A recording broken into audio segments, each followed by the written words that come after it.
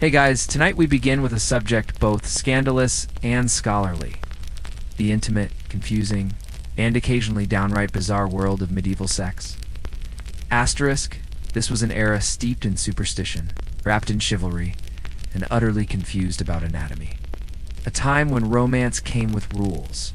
Foreplay often meant politely asking permission, while hoping the village dog wasn't watching. Before we begin, take a moment to settle in. Maybe dim the lights, get cozy, and hit that like button.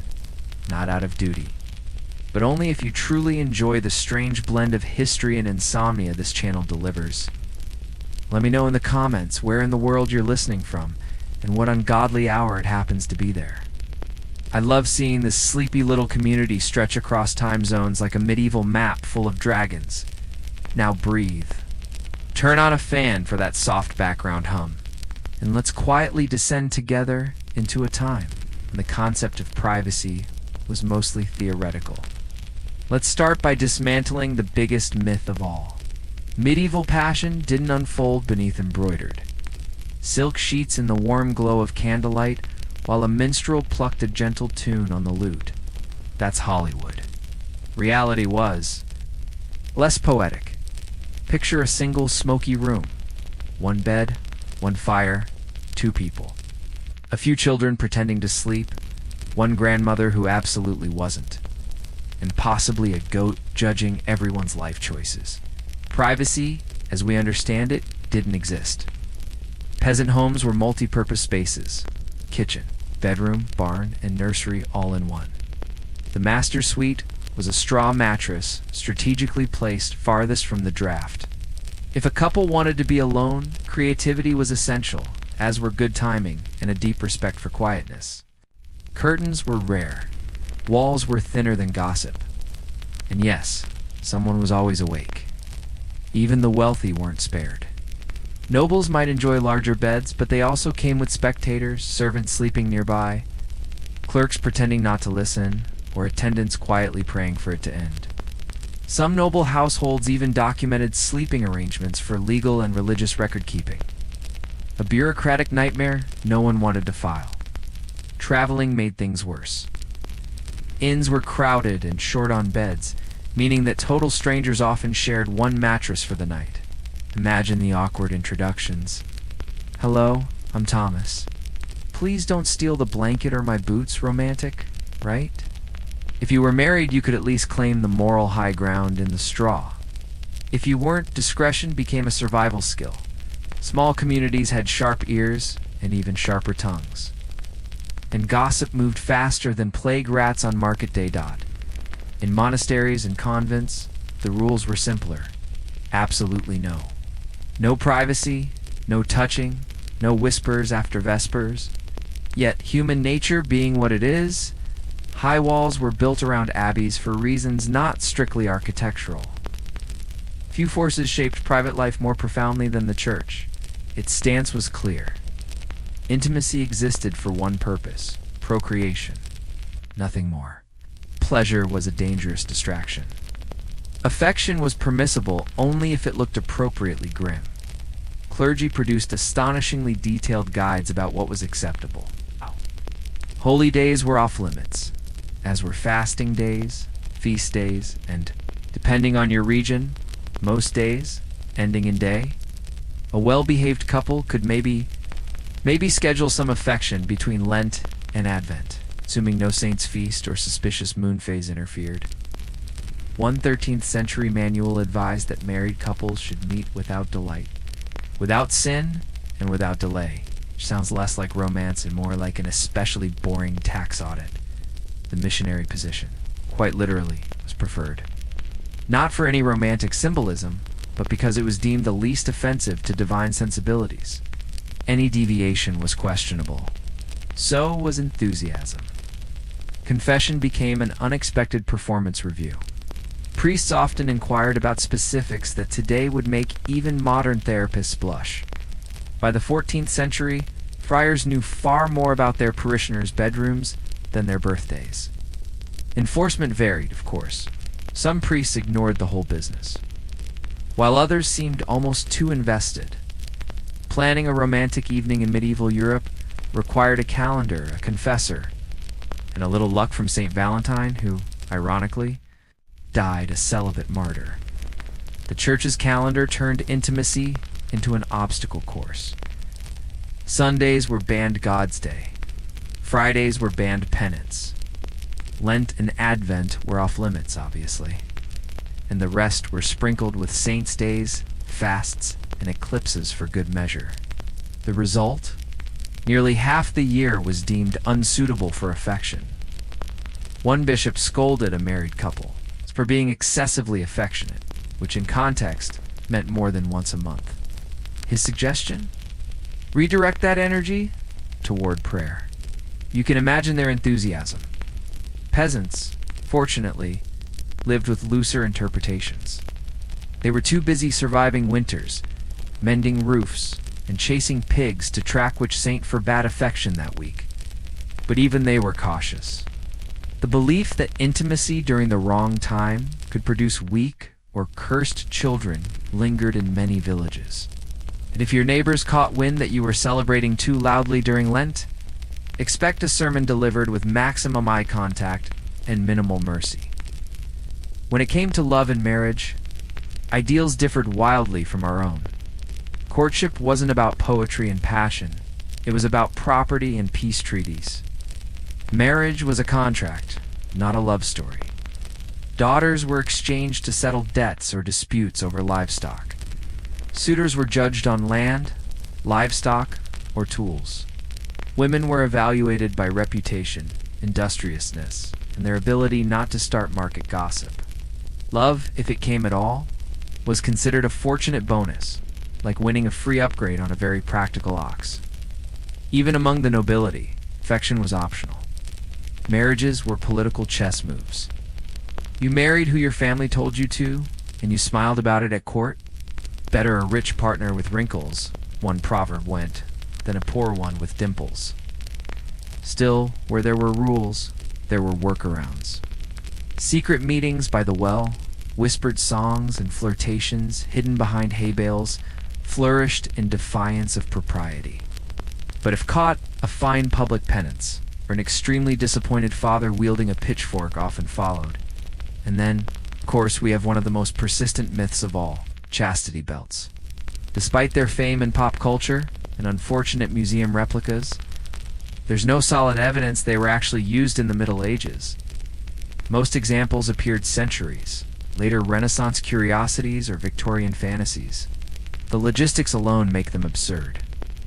Medieval hygiene was already questionable, so adding a metal contraption locked around the waist seems like a shortcut to tetanus, not virtue. In truth, fidelity was enforced through far more practical tools: shame, surveillance, and social pressure. Noble women were watched constantly. Peasant girls had entire villages policing their reputations. Meanwhile, in a twist both ironic and pragmatic, many medieval towns legally regulated brothels.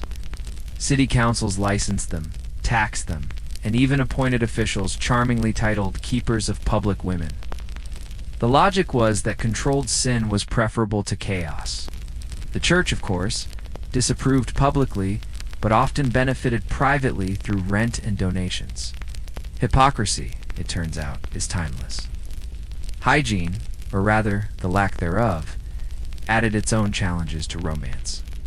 Bathing was infrequent, soap was scarce, and perfume was reserved for the elite. Imagine peeling off layers of wool, leather, and fur after a day in the fields. Passion met odor, and both were overwhelming. Still, people found ways to love and desire in spite of everything. Perhaps that's humanity's most consistent trait. We find warmth, even when everything smells like goats. As for birth control, it existed, sort of. Medieval people experimented with herbs, potions, amulets, and elaborate folk rituals that ranged from mildly ineffective to definitely dangerous. One recipe recommended drinking wine boiled with beaver testicles. Another suggested jumping vigorously afterward. The church predictably condemned all of it, but practicality often trumped piety. People tried anyway because even in the Middle Ages, Life was complicated, money was tight, and love, or something like it, always found a way. You would think after all the wars, plagues, and collapsing empires, people might have learned restraint. But no.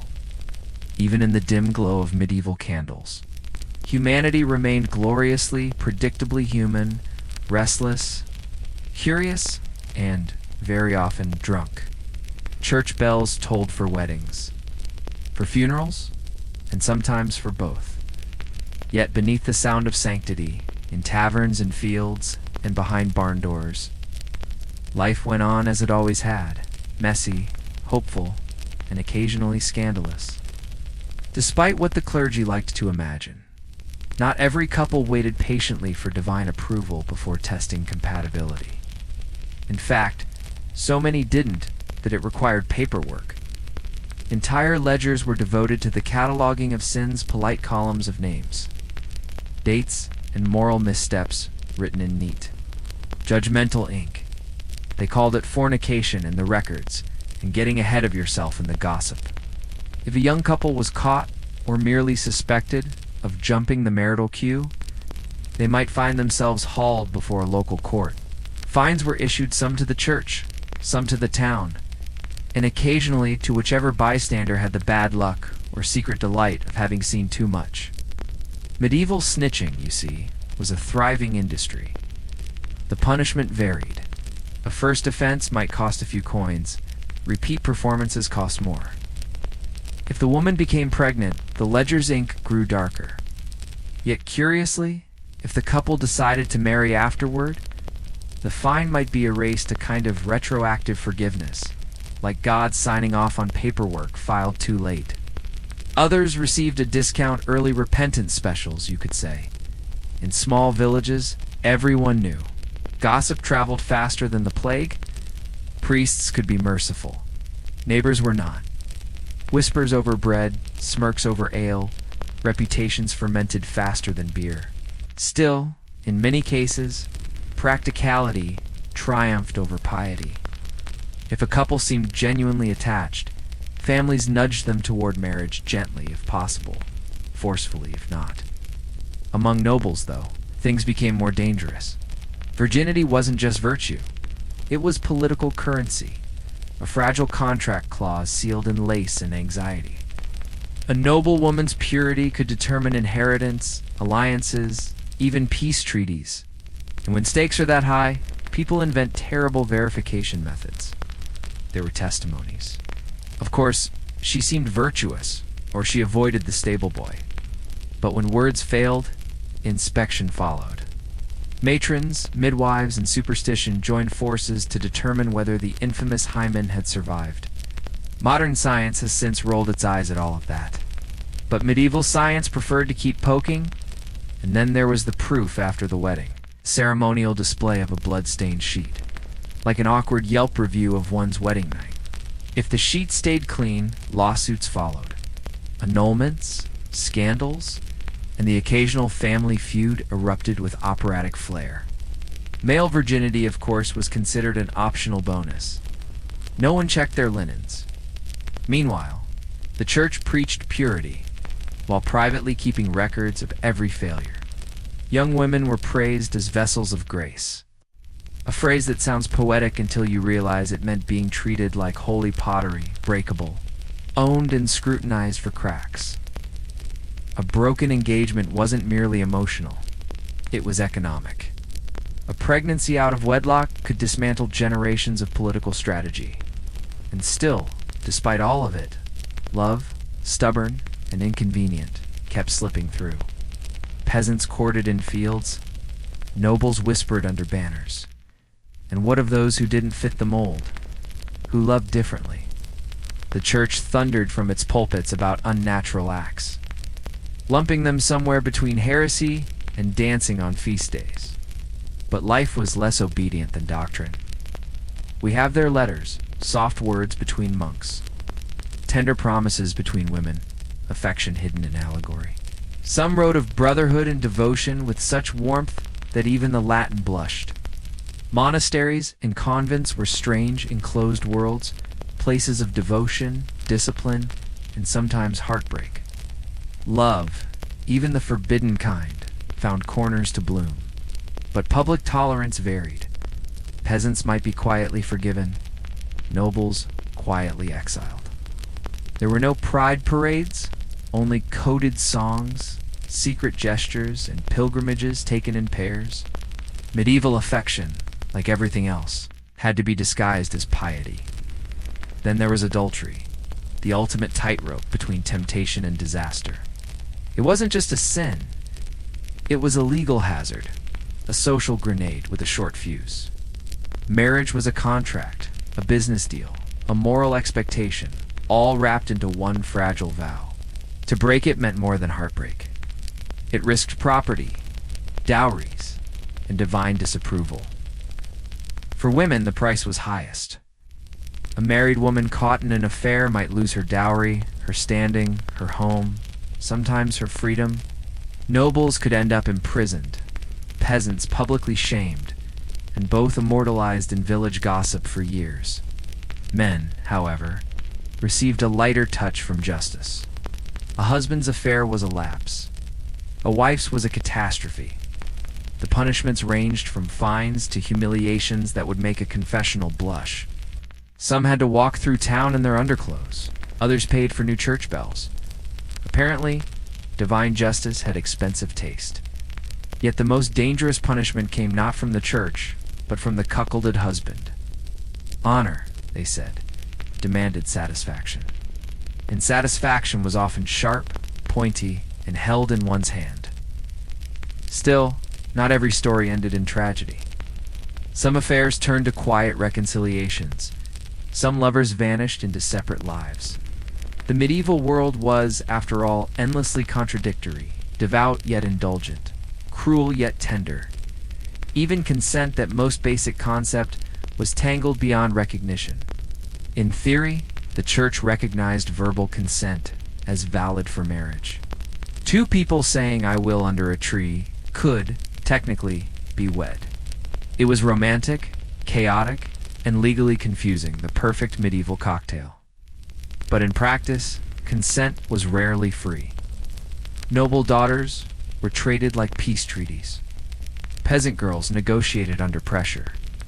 Within marriage, no wasn't an option. Theologians called intimacy a marital debt, a phrase that made affection sound like taxation. And yet, amidst the gloom, there were voices who questioned it. Some women brought cases to court. Some men stood by them. There were moments, small but shining, where the world seemed to remember its humanity. The church, of course, still frowned upon pleasure. Saints preached abstinence with alarming enthusiasm. Moderation, they said, and by moderation they meant once a month, in the dark, with neither laughter nor eye contact. Some couples, desperate for holiness, or simply tired, agreed to abstain entirely, praised as half-saints, or at least half-dash asleep. Still, ordinary people went on living. After long days of threshing grain or surviving taxes, a little affection was hardly a mortal sin. They smiled, they loved, they whispered promises by firelight. And perhaps, in that small rebellion, they were closer to grace than anyone preaching from a pulpit. Because for all the sermons, the ledgers, the rules, humanity kept doing what it does best, fumbling toward warmth, inventing tenderness, breaking its own commandments just to feel alive. And maybe that's why. Centuries later, we still read their letters, their confessions, their ridiculous moral manuals, not because they were pure, but because they were trying to love under rules written by men who feared love most. History, like humanity, rarely behaves. It spills, it blurs, it forgives itself quietly. And as the candles gutter low and the parchment curls, you can almost hear them laughing softly, whispering secrets to the dark, daring in their own imperfect way to be human. They began with a question, quiet but enormous. What if peace wasn't a reward from the gods, but a discipline of the mind? At the heart of Stoic philosophy was one elegant, unsettling idea: logos. To the Stoics, Logos wasn't merely logic or reason.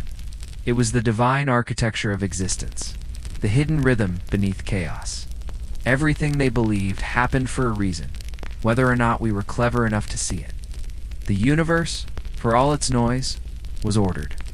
And if one could align their thinking to that cosmic order, live as the universe itself intended, then one could meet life not with panic, but with poise. Zeno of Citium taught this first. Standing in the open air of the Athenian Stoa, the painted porch, his lesson was deceptively simple. Virtue, ere is the only good. Wealth, beauty, reputation, these were accessories, not achievements. The true measure of a person was not what they owned, but how they behaved when life took those things away. The Stoic doesn't avoid emotion. He steadies it. He doesn't deny pain. He defines it.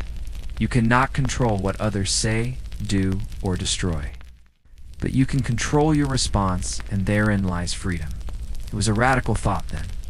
It still is now. Because most of us, like the ancients, spend our days chasing approval, ease, or escape. The Stoics proposed a quieter form of success, to live in harmony with nature, to accept fate not with resignation, but with composure, to aim not at comfort, but at character. They had a favorite metaphor. Life is a dog tied to a cart. The cart is fate. You can run willingly beside it, or be dragged through the dirt. Either way, the cart moves. The choice is not in the journey, but in your posture. Zeno founded the porch, but his students built a temple of endurance. Among them was Cleanthus, a boxer turned philosopher. His fists once earned his bread and later carried water by night to pay for lessons by day. His body was bruised, but his will unbroken. Where Zeno taught ideals, Cleanthus embodied them. He wrote the hymn to Zeus, not as flattery to a god, but as a love letter to the rational order of existence, to the divine logic that wound through everything, even pain. Lead me, Zeus, he wrote, and I will follow willingly. If I refuse, I will follow still. That was Stoicism distilled, cooperation with inevitability. Cleanthus added tenderness to the philosophy. He believed emotion was not the enemy, only excess was. All love, even joy, when aligned with reason, were not to be denied, but disciplined. He was slow of speech, mocked by rivals, but chosen to succeed Zeno, not for brilliance, but for consistency. His life was his argument. Then came Chrysippus, the mind that built a fortress around Stoicism. If Zeno planted the seed and Cleanthus watered it, Chrysippus gave it structure. A logician of terrifying precision, he wrote hundreds of books, most now lost, transforming Stoicism from porch-side musings into a system that could stand beside Plato or Aristotle. He refined the distinction between what is in our control and what is not. And he meant it literally, not a spiritual slogan, but a lifelong exercise in focus. He even dissected language itself, arguing that every word carried a lectin, a syllable, a meaning beyond sound, and that clarity of speech mirrored clarity of thought. Stoicism for him was not comfort. It was architecture for the soul. CHRYSIPPUS. When accused of hypocrisy, Ance replied, "Would you blame a doctor for catching a cold? He still knows the cure." In that wry retort lies the entire spirit of the Stoic life, not perfection, but practice. And so, the porch endured quiet, deliberate, unshaken until it crossed the sea and entered Rome. There, among marble and blood, Stoicism changed again. The Romans, unlike the Greeks, had little patience for abstraction. They needed philosophy that could survive betrayal, politics, and plague. And so, the Stoic creed hardened into armor. Seneca the Younger, a statesman-philosopher, served under Nero, an emperor whose moods were volcanic. Seneca preached restraint, humility, and the simple life, while swimming awkwardly in the luxury of his own estates. Yet his contradictions made him human. He didn't claim enlightenment. He confessed the struggle, "I am not a wise man," he wrote, "only a lover of wisdom." It is perhaps the most stoic sentence ever written. Then came Epictetus, a man born without freedom, a slave, crippled, poor, and yet freer than most emperors. He taught that no chain could touch the mind. "You may fetter my leg," he said, "but not even Zeus can bind my will." To him, misfortune was not tragedy, but training. Each hardship, a test of virtue. His student, Arian, preserved his lessons as the Discourses, a survival manual for dignity in captivity. And finally, the philosopher king himself, Marcus Aurelius. He ruled the world and yet every night wrote privately to himself, not decrees but reminders. "Today," he wrote, "I shall meet with the ungrateful, the arrogant, the deceitful. But I will not be harmed by them, for none can make me unjust." These weren't sermons. They were self-rescue notes from a man drowning in responsibility. Plagues ravaged his empire, borders collapsed, his son would one day undo his legacy. Still, he woke each morning, faced the world, and practiced calm. Stoicism, for Marcus, was not a philosophy of detachment. It was survival with grace. And yet, after his death, the light dimmed. His son Commodus turned Rome into a theater of indulgence, and philosophy became a whisper in the noise. Soon, Christianity rose, not as a rival, but as a new melody built on old chords. The Stoic idea of a rational universe became God's divine will. Self-control became faith. Inner virtue became holiness. Monks inherited Stoic discipline. Scribes copied Stoic fragments, and in their silence, the philosophy slept. It would awaken centuries later during the Renaissance, when scholars began blowing dust off the pages of Epictetus and Seneca, and then again in the modern age, reborn not in temples or libraries, but in podcasts, offices, and therapy sessions. Because, of course, we hadn't changed that much. We still seek calm in chaos. We still want control where there is none. Modern Stoicism found new champions, writers, entrepreneurs, psychologists, all rediscovering the same old wisdom, that it isn't what happens that breaks you, but how you meet it. In a world of noise and urgency, Stoicism offers a rebellion of quiet. It doesn't tell you to withdraw from life, but to walk through it without losing yourself. Scroll through your feed and you'll find Marcus Aurelius quoted between stock tips and cat videos, proof. Perhaps that wisdom is patient enough to survive absurdity. And maybe that's the real endurance of the Stoics. They built no empire, no miracles, no messiahs. Just a way of standing still while the world spins. They whisper across millennia, "You cannot control what happens. You can only control what you become." And in that single steady truth, the porch still stands.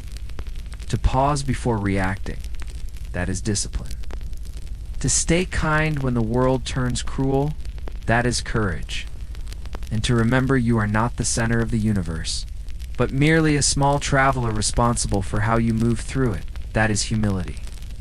This quiet triad of self-mastery, once whispered on Athenian porches, has found its way into the modern age. More people than ever are returning to it, seeking clarity amid chaos. Athletes use Stoic thinking to steady their nerves before the final seconds tick away. Soldiers and veterans turn to it to name their pain and make peace with memory. Executives invoke it to lead without arrogance, to decide without rage. And teenagers swamped by a constant tide of comparison, performance, and noise find strange comfort in Epictetus, a man who owned nothing but his mind. No philosophy can promise immunity from life. You will still grieve. You will still lose. You will still flare with anger when the world presses too hard. But Stoicism offers a rare tool, a framework for standing back up, for reflecting instead of reacting, for re-entering the world with steadier hands. It was never about perfection. It was always about practice, quiet, slow, and inward. And in a culture that celebrates speed and spectacle, maybe the most radical act left is stillness. To a modern eye, an ancient Roman bath might look like a luxury spa. Marble floors gleaming in sunlight, vaulted ceilings curving like cathedral domes, steam rising through morning air perfumed with oils. But to a Roman, it was simply routine. Another day, another plunge. Bathing was not indulgence. It was identity. At the height of empire, over 900 public baths filled the city of Rome alone, vast imperial complexes alongside humble neighborhood ones. Senators and slaves alike made time to bathe, not merely for hygiene, but for rhythm, for warmth, for talk. The ritual was deliberate. Visitors first entered the apoditerium, the changing chamber, where attendants helped the wealthy undress and guard their belongings. From there, the journey began through a sequence of temperatures. The tepidarium, softly warm to ease the body open. The caldarium, fiercely hot, heated by an underfloor system called the hypocaust. And finally, the frigidarium, where a cold plunge sealed the ritual in shock and satisfaction. The contrast, fire to frost, sweat to chill, was the point. Romans believed the cycle cleansed the blood, strengthened the spirit, and stabilized the mood. And perhaps they were right. But bathing was about more than health. It was belonging. Inside the mist, Rome came alive. Merchants whispered deals. Politicians tested rumors. Poets performed verses that echoed from marble domes. Even emperors appeared occasionally. Hadrian and Antoninus Pius both made public visits. Gestures of humility, or at least of theater. The baths were the empire's heartbeat, equal parts gossip hall, office, gymnasium, and sanctuary. Status mattered, but the walls blurred hierarchy just a little. The senator and the craftsman shared the same heat, the same plunge, the same moment of humanity. The engineering that made this possible was breathtaking. Long before thermostats and pipelines, Romans mastered comfort through stone, fire, and mathematics. Beneath the bath floors, slaves tended roaring furnaces Perfernia, whose heat circulated through the hypocaust system, a web of raised tiles and hollow walls that radiated warmth upward without smoke. Vaulted ceilings trapped heat, domes softened sound. Marble absorbed temperature and shimmered like liquid. From the cool apoditerium to the scorching caldarium, the layout itself became a choreography of sensation. Sunlight entered through carefully angled windows, gilding the air with gold.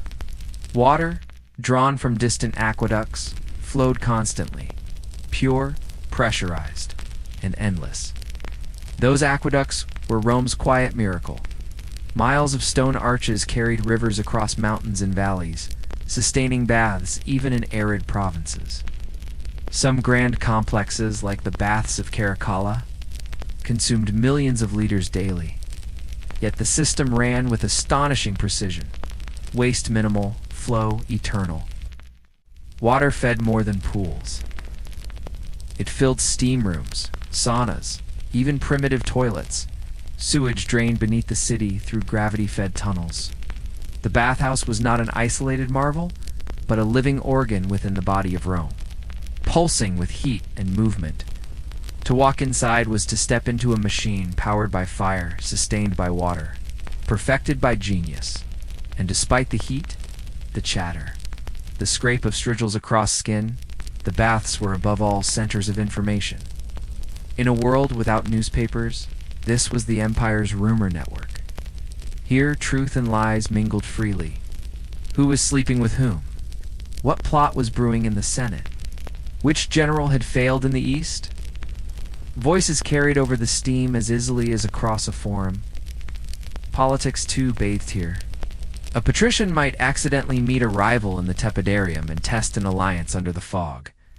Patrons met clients, generals courted favor, and philosophers pontificated while being oiled and massaged. In the baths, masks slipped. Nakedness equalized. At least temporarily it was, in a sense. Rome's version of a town square, trading floor. And social network combined, except everyone was barefoot and glistening. But to the Romans, bathing was also medicine. The bathhouse was where philosophy met physiology. Doctors recommended alternating heat and cold to balance the humor's blood. Phlegm, yellow bile, and black bile believed to govern health, and in a way, their instincts weren't wrong. Heat relaxed muscles and improved circulation. Cold sharpened the senses and reduced inflammation.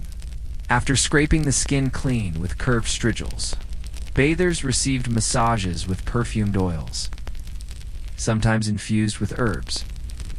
Many large baths had adjoining clinics where physicians, often Greek-trained, examined patients and prescribed not pills, but bathing schedules. Go sweat in the caldarium, they might say.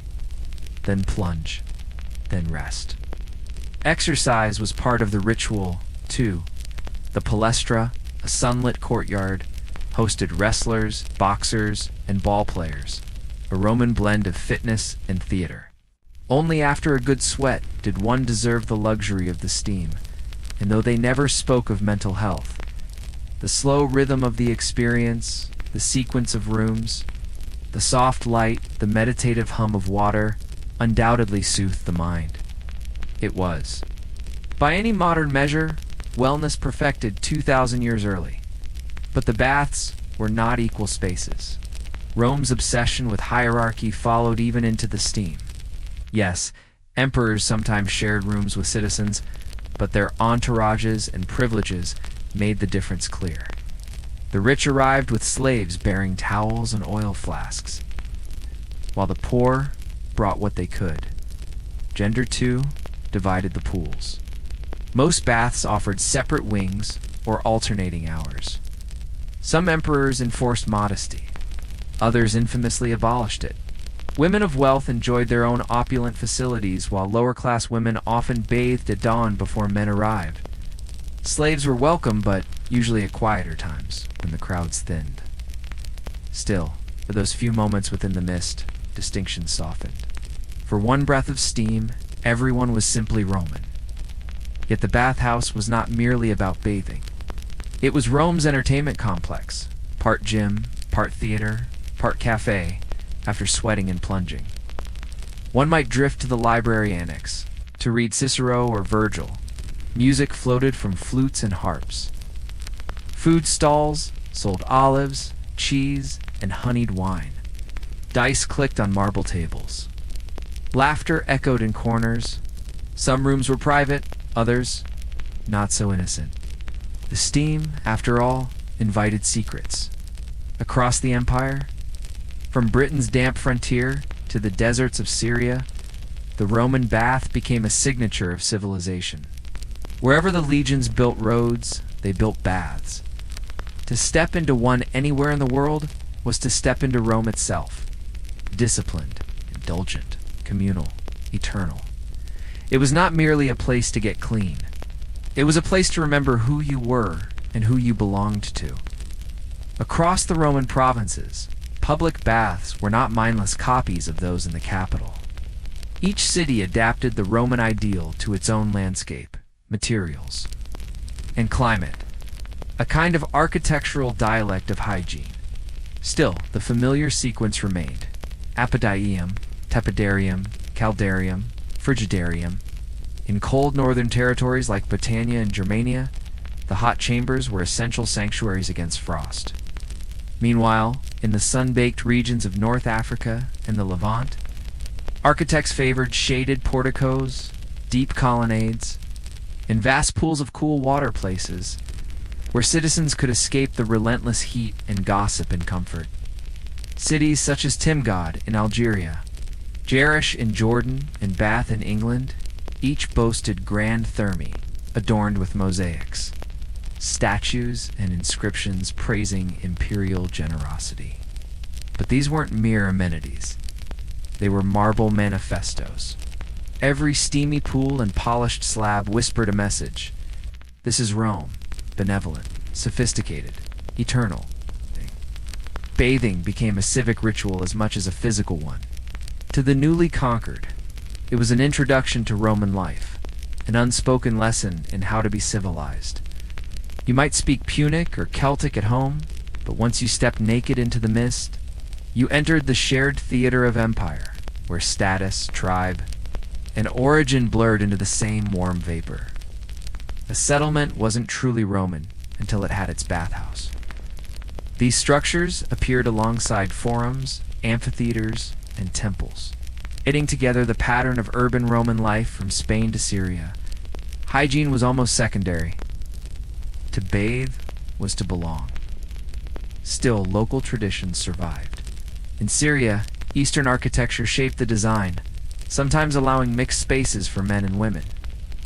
In Britain, Celtic customs crept subtly into the bathing routine, and in Egypt, older Hellenistic styles merged with Roman planning, giving rise to complexes scented with incense and surrounded by lush courtyards. Yet wherever one wandered from the Rhine to the Nile, the experience felt unmistakably Roman. The Thermae were a kind of empire in miniature, orderly, indulgent, and open to all who accepted the rules of the ritual. Even on the farthest frontier, closing your eyes in the caldarium could make you believe, for a brief steaming moment, that you stood in the heart of the eternal city itself. But as Rome faltered, so did its baths. By the 4th and 5th century CE, the empire's elegant leisure began to crumble. What had been daily routine for millions slowly decayed into silence. The reasons were as tangled as history itself. Economically, the empire was collapsing under its own ambition. Inflation soared, armies drained the treasury, and political chaos shattered stability. Maintaining sprawling bath complexes with their constant demand for fuel, water, and labor became nearly impossible. When the aqueducts cracked or were cut by invaders, the steam rooms went cold. The echo of dripping water replaced the laughter of citizens. Then came religion. As Christianity spread, the old customs faced scrutiny. Nude communal bathing, once a symbol of civic equality, became suspect, even sinful. The Church Fathers saw in the Thermae a lingering echo of pagan indulgence. Some emperors tried to preserve the baths for public health. Others shuttered them or transformed them into churches, monasteries, or even administrative halls. The marble benches endured, but their purpose shifted from cleansing the body to saving the soul. Yet the Roman idea of bathing refused to vanish. In the Islamic world, it was reborn as the hammam. Here, Roman engineering met new spiritual ideals: steam, heat, and purification reinterpreted through a religious lens. Across North Africa, Persia, and the Levant, these bathhouses carried forward the essence of Rome's watery wisdom. In Europe, the revival came later. By the Renaissance and Enlightenment, mineral springs and spas re-emerged as sanctuaries of health and leisure. Cities like Bath in England or Baden-Baden in Germany revived the ancient notion of bathing as therapy.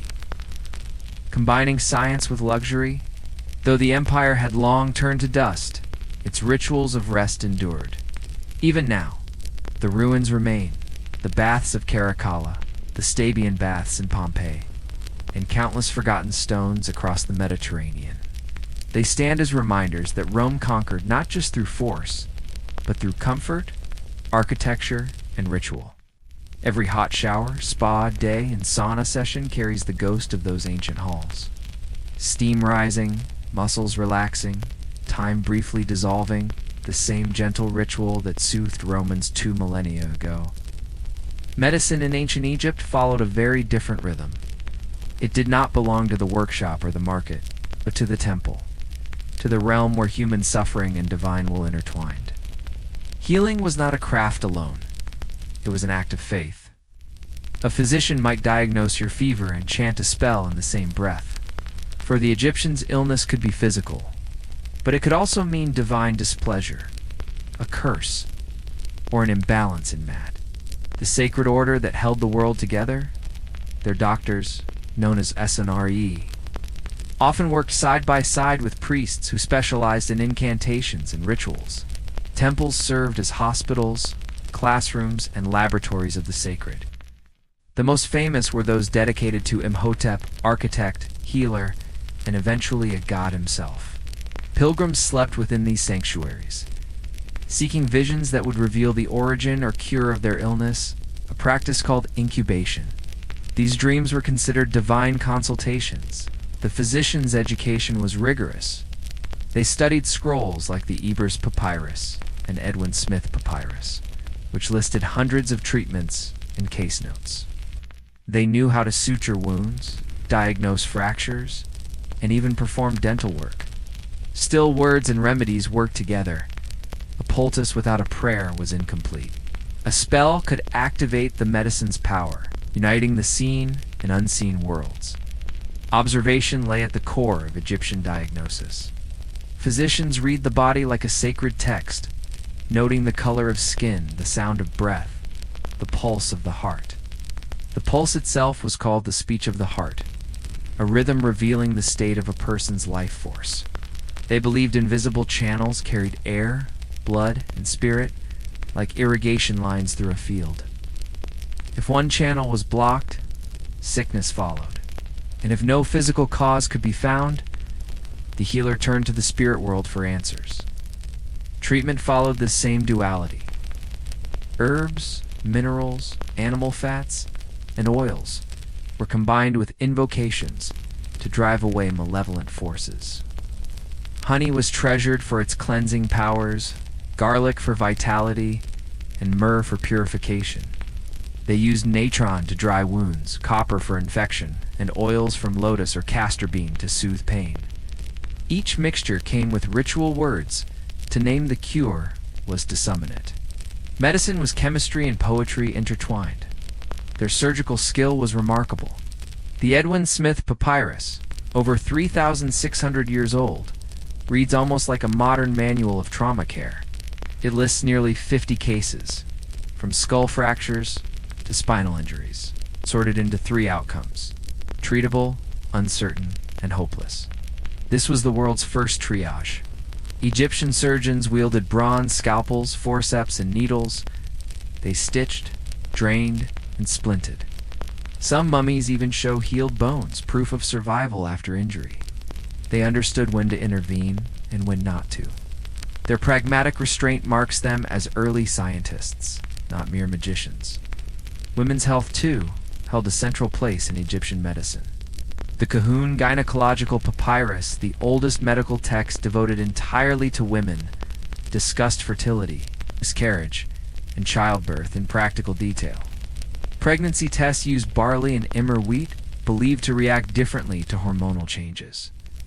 Contraceptives mixed honey, acacia, and dates. Childbirth rituals invoked deities like Toret, the hippo goddess of protection. Even when incantations mingled with treatment, the intent was deeply rational: protect life at all costs. Underlying it all was Heka, the sacred power of magic, believed to have been given to humanity by the gods themselves. To heal was to channel this divine force. A spell against burns might call upon Isis to cool the fire, echoing her rescue of Horus. Amulets shaped like the eye of Horus or the scarab were worn not as ornaments, but as portable prayers. For every herb, there was a word. For every wound, a whisper. To the Egyptians, the body and the spirit spoke the same language, and medicine was the art of translation. Through observation, precision, and faith, they turned healing into a dialogue between the mortal and the divine. And though centuries have passed, their legacy survives each time we treat the body with care, or the mind with meaning. The tools have changed: steel instead of bronze, nails instead of herbs, but the goal remains ancient: to bring the body back into harmony with the unseen order of the world. In ancient Egypt, to heal the body without invoking magic was to leave the cure unfinished. Every chant, every symbol traced in the air, every whisper over a wound carried weight. For the Egyptians, healing was never merely about erasing pain. It was an act of restoration, balancing the body with the spirit and the spirit with the cosmos. To mend was to realign creation itself. In their eyes, death was not an ending, but a magnificent transition. The moment when existence shifted from the temporary to the eternal. And to enter that eternity the body had to endure, perfectly preserved. Thus arose one of history's most haunting arts, mummification. It was a practice poised between faith and science, prayer and precision. The embalmers were more than technicians. They were ritual engineers, surgeons of the soul. Their task was to maintain the body's integrity so that the ka, the vital essence, and the ba, the roaming soul, could reunite in the afterlife and live forever beneath Osiris's gaze. When a person died, time became sacred. The embalmers washed the body with palm wine and Nile water, a purification both practical and divine. Then came the most decisive act, removing the organs most vulnerable to decay. Through a small incision in the left side, the stomach, liver, lungs, and intestines were carefully taken out, each stored within canopic jars, protected by the four sons of Horus, whose carved faces watched over eternity. The brain, curiously dismissed as irrelevant, was drawn out through the nostrils with bronze hooks, a grotesque, yet strangely graceful ritual. The heart, however, was sacred. It was believed to house not just thought, but memory, morality, and feeling. Sometimes it was left inside the chest. Sometimes it was replaced with an amulet shaped like a scarab, a charm meant to speak on the deceased's behalf during judgment. The hollow body was then filled with linen, resin, and fragrant herbs, myrrh, cassia, and cedar oil, and covered in natron, a natural salt that desiccated the flesh. 40 days later, the dried body was washed again, anointed with oils, and wrapped in hundreds of yards of linen, each fold layered with whispered spells and protective charms. Some wrappings bore golden amulets. Others held small papyrus prayers, pleas for mercy in the next life. At every step, the Book of the Dead provided guidance, hymns, chants, and incantations designed to shield the spirit from serpents, demons, and the trials of judgment. The embalmer, wearing the jackal mask of Anubis, did not simply prepare a corpse. He reenacted creation, restoring order from decay in its essence. Mummification was Egypt's grandest medical operation, a fusion of anatomy, chemistry, and devotion. It was not about saving life, but about suspending it, keeping the human form as a bridge between worlds. To them, a perfect body was not vanity. It was a passport to eternity, proof that life and death were part of the same divine design. Within Egypt's temples and tombs lay not only gods but libraries of medicine. Their doctors were scholars, their healers trained in script and spell alike. What has survived are papyrus scrolls, not fragments of superstition, but meticulous records of diagnoses, ingredients, and experiments. The most famous is the Ebers Papyrus, written around 1550 BCE, yet likely copied from far older sources. Stretching over 20 meters, it lists more than 700 treatments for infections, toothaches, stomach pain, even disorders of the mind. It describes symptoms and prognoses with remarkable precision, pairing them, as always, with ritual utterances for protection. Then there is the Edwin Smith papyrus, arguably the earliest surgical manual in existence. It is startlingly modern in tone, direct, analytical, clinical. It describes battlefield wounds, skull fractures, and dislocations in the language of observation rather than divination. Examine, diagnose, treat, prognose. It is in many ways the ancestor of modern medical documentation. Another remarkable text. The Kahun Papyrus delves into women's medicine, fertility, pregnancy, and gynecology. It even includes early contraceptive methods and detailed surgical notes. Written with the same reverence they gave to prayer, these works were not secreted away. They were studied in the houses of life, temple schools where physicians learned beside scribes, astronomers, and priests. Their young apprentices copied medical texts by hand, memorized incantations, and practiced healing under the watch of elders. Knowledge itself was sacred, a gift of Thoth, god of wisdom and writing, and to study it was an act of devotion. Egyptian medicine, though ancient, was astonishingly structured. It cataloged symptoms, classified diseases, and built a system of treatment grounded in observation. They recorded how the body responded to herbs, to heat, to water. They understood sanitation and personal hygiene, daily washing, the use of honey as antiseptic, and natron as cleanser. Even their insistence on bowel health would not seem strange in a modern clinic. And while the body was dissected, the soul was never forgotten. Egyptian healers recognized that the mind could wound the flesh, and the spirit could ease or worsen the body's condition. What they called spiritual affliction, we might describe today as anxiety, depression, or psychosomatic illness. Their cures combined medicine, ritual, and community, a philosophy closer to holistic care than primitive superstition. Many of their botanical remedies endure: garlic for infections, castor oil for digestion, aloe for burns, and willow bark, the ancestor of aspirin. Their experiments, though guided by intuition and faith, were the first sparks of pharmacology. Even their strange contraceptives, yes, including crocodile dung, represented early attempts to control fertility through chemistry, but perhaps their most lasting gift was not any specific remedy. It was the idea of the healer as guide. A physician in Egypt did not simply fix what was broken. They comforted, listened, and sought to restore balance between seen and unseen worlds. Healing was not mechanical. It was moral and emotional. And that human-centered vision, doctor as both scientist and soul tender, has echoed through millennia. You can still feel it today in holistic medicine, in palliative care, and in the quiet compassion of every nurse or doctor who holds a trembling hand. To the ancient Egyptians, medicine and magic were never opposites. They were twin languages, two ways of naming the same mystery. People did not only want to be cured, they wanted to be understood, to be seen, to be believed. And in that timeless desire, we are still not so different from them. Their medicine was imperfect, yes, but bold, intricate, and profoundly human.